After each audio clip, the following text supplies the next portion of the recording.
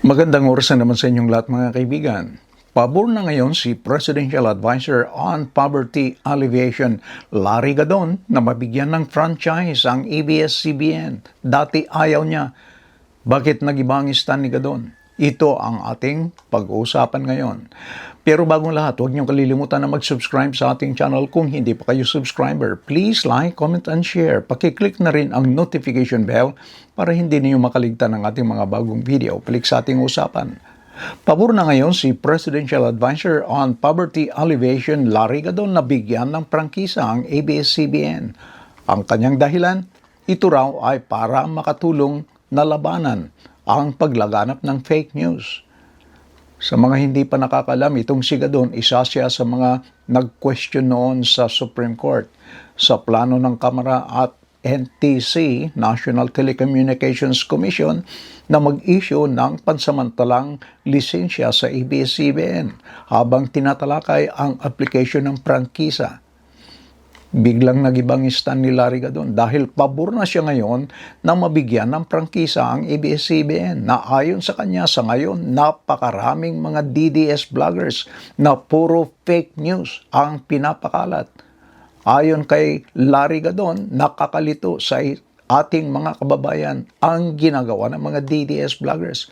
Mas gugustuhin daw ni Gadon na manggagaling ang balita sa ABS-CBN o kaya sa ibang mainstream media. So ito ang rason kung bakit gusto ni Gadon na mabigyan ng prangkisa ang ABS-CBN. Labanan ang mga DDS vloggers na ayon sa kanya nagpapakalat ng fake news. Ito ang sabi ni Gadon.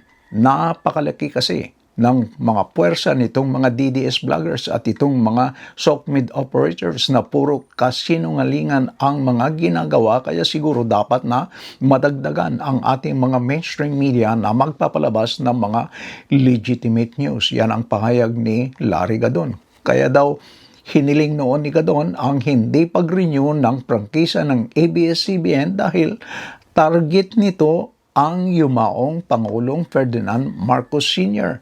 Pahayag ni Gadon na sa bagong franchise ng ABS-CBN ay bigyan sila ng terms and conditions na hindi nila gagawin yung mga ginawa nila dati na mga propaganda to destroy an image of a particular person.